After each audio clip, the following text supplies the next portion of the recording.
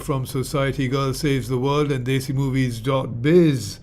We've always enjoyed our jungle movies, our Desi Tarzan movies. We've already reviewed a couple of them, Shikari Hasina being one, and Jungle Queen being the others. Now, normally, it's really just an excuse to have a lot of women wearing barely any clothes jumping around the screen, but that's the way we like our movies, and some of them have been fairly successful. Now, way back in 1970, we go for this particular movie, which was called Love in Jungle. First, a little bit about the official credits for Love in Jungle.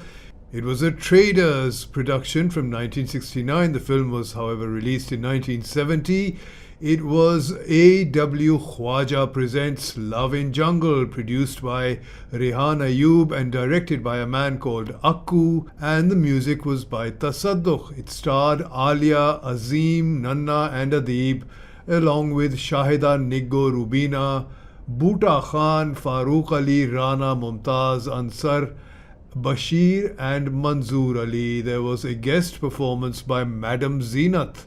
And the film was introducing dashing Gul Hameed, who was a ex-Mr. Pakistan, and he was making his debut as the Desi version of Tarzan. The story was by Jamal Hussain, and the director of photography was Rashid Lodhi. The art director was Haji Muhyiddin, and the editor was Manzoor Anwar. Makeup by Bachu Bhai, and the costumes were by Rashid Taylor.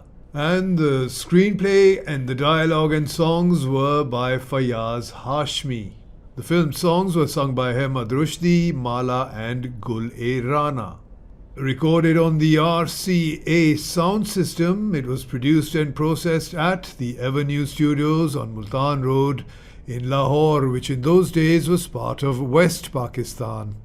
Now I'm going to read a little bit from the official synopsis of the movie Love in Jungle. It says, the first jungle picture ever produced in the savage world, whose only law was lust.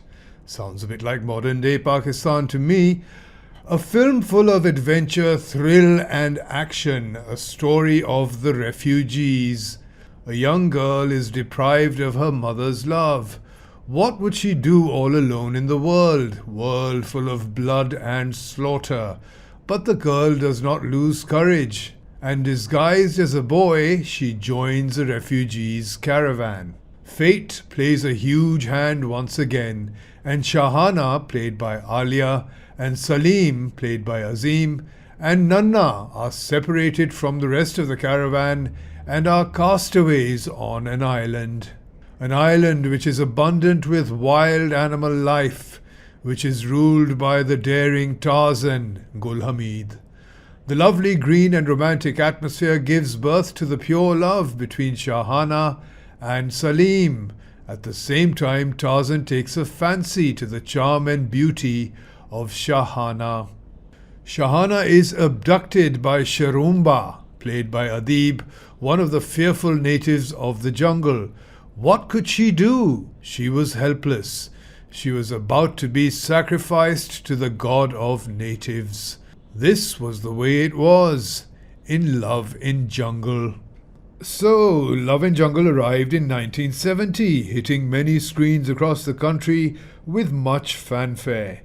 The adverts featured the physique of bodybuilder Gul Hameed as the local version of Tarzan, and the delectable belly dancer moves of rising star Aaliya. The trailer also featured startling footage of fearsome animals from all corners of the planet, including some from beyond. The movie starts with a map of Burma and the land beside it, which is currently Bangladesh and India. But when shooting, the ground on world maps would have been marked East Pakistan at the time of its production and release. Political tensions peaked between Pakistan and neighbouring India, considering that the two had been a unified nation until just a generation ago. In the film, there are scenes with huge Air Force planes dropping kilo upon kilo of bombs upon the area, causing massive death and destruction, with scenes of mayhem and carnage as wretched civilians scramble for safety. Amidst this hell, there is a departure to flee the war-torn area and reach any place that will shelter them, and hundreds set off on foot down a dangerous road, while still being ravaged from above by bomb-spewing death planes. There is more carnage, and at least half the refugees succumb along the way. Among those who find their way into an area of thick forest are a couple of friends, joined by a young lad named Mola Bakhsh, who intrigues one of the friends played by East Pakistani actor Azeem. There's a bit of tongue-in-cheek banter along the way, as the audience can easily recognize that Mola Bakhsh is indeed the beautiful Aaliya in disguise. Azeem has a sidekick in the form of Nanna, who is more than a little confused about his own identity. Every time he confronts a fearful situation, as though encouraged by the effeminate Mola Bakhsh, Nanna loses all sense of his masculinity. There is a remarkable transformation, and now he believes himself to be a woman, and thus behaves as he feels he should, and refers to himself as a she rather than as a he. Indeed, the more Mola Bakhsh turns into Aaliya, the more Nanna transforms into a rather shapely young woman. Nanna finds a cure when meeting a female who he rescues, but she spurns his advances when he informs her he could become like a gorgeous version of Gia Gunn. Lollywood perfected the art of using a green screen way before anyone else. Love in Jungle includes plenty of stock footage from National Geographic films. The borrowed footage is then diligently woven into the action. The scenes of some cheetah chasing some bird or whatnot, the actors walk a few steps further and Nanna goes, "Oh, look at that," pointing in a specific direction, and they all look startled. And we get more stock film footage of some animals chasing another, or just flying around, or baring its fangs, or whatnot. Then we go a few steps further, and Aaliya screams, "Ooh, look at that," which happens for about 2/3 of the movie.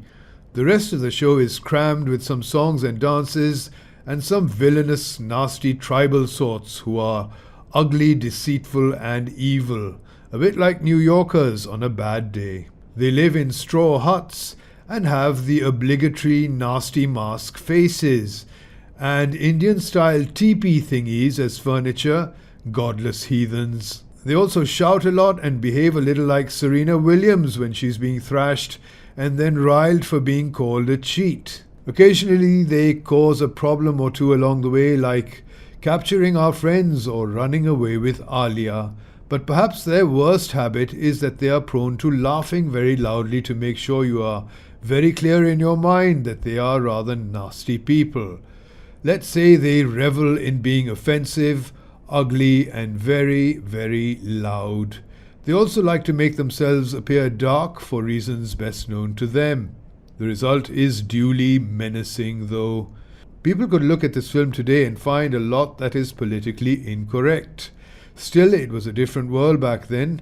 Pakistani attitudes towards tribals or Africans or non-Europeans usually were as racist and stereotypically offensive as any, and sadly haven't changed a lot since then. Political correctness may have reached laughable extremes in some cases in the West. Still, here in Southern Asia, political correctness hasn't yet arrived, and its arrival seems to get further and further away with time. Luckily for our group of friends, each time there is some major trouble, Tarzan appears out of the blue and saves the day. However, things go a little weird one day as Tarzan himself feels he needs to have a woman of his own and carries away Aaliya. At this point, the audience may start to count how many times various men abduct her, savages, tribals, or animals during the course of the film. Tarzan is quite rough with her, but then she decides to do what any sane woman would do at that stage. She intoxicates him with a song and dance number that has him feeling some type of way, and they get on like a house on fire, even if his expression remains the same throughout the movie. No, he has two expressions, one a moronic smile and the other a sad face, the type you get when you're in an enclosed place and somebody emits some wind of a most ferocious constitution. Time and again Tarzan saves the day and he and Aaliya bond closely, but her heart remains with the sickly Azeem, no doubt for his money, as he is not the type of guy a bad bitch would want to step out with. Know what I'm saying? The film is unfortunately a crashing bore and a total rip-off, and even a few dances by Aaliya and an appearance by Tarana cannot save this ship from sinking rapidly into high tedium. The only animal of any interest was a man in a hairy gorilla suit, and literally everything else was stock footage from wildlife films. Nanna tries hard, but the gay-oriented banter is juvenile and offensive, especially considering the holier-than-thou attitude of most around these lands. Political offensiveness aside, the film fails abysmally to entertain. It's a tragic disaster and a complete failure. The producers and the directors try to dupe the audiences pretending to be a film shot in the jungle, and it simply doesn't work, not by a long shot. Sadly, this movie with considerable expectations is a total waste of time unless you're some crazed, psychotic Tarzan movie freak or fanatic Aaliya fan, or perhaps one of those movie geeks who brags to eye-rolling friends about, "Yeah man, I watched this Tarzan movie from Pakistan last night."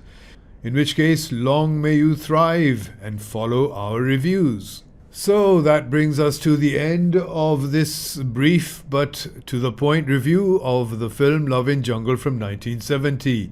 It's quite rare to find this movie, and we've come across a trailer from its initial release, which might be of amusement to some of you. Otherwise, the movie is best forgotten. The film, unsurprisingly, failed horribly at the box office and vanished from theatres in a couple of weeks, and has pretty much been forgotten ever since. Nonetheless, it still remains relevant for certain attitudes towards the LGBTQ community, which remain as ancient and archaic and outdated as they were in 1970, as much as they are today in 2021. Perhaps even worse today in 2021, where we find some political leaders mimicking and mocking people for their sexuality, a little bit like Donald Trump mocked a disabled person at his political rallies, undignified to the extreme and unfortunate to the extreme as well. But it shows that some attitudes have sadly not changed for the better and remain as disgracefully out of touch with reality and disgracefully out of touch with human rights as they ever were. But as I said, if you're a fan of Aaliya and you enjoy the occasional whacked out Tarzan clone movie, then you might do well to dig up Love in Jungle and have a little bit of a laugh if nothing else. Or it might just put you to sleep. Which brings us to the end of another episode of Society Girl Saves the World, and I hope you enjoyed this review, however short and sweet it might have been.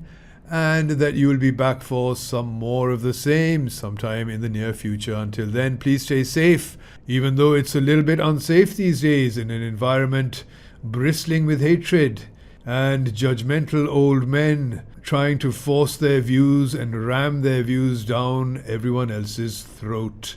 Until next time, be good, be safe, goodbye.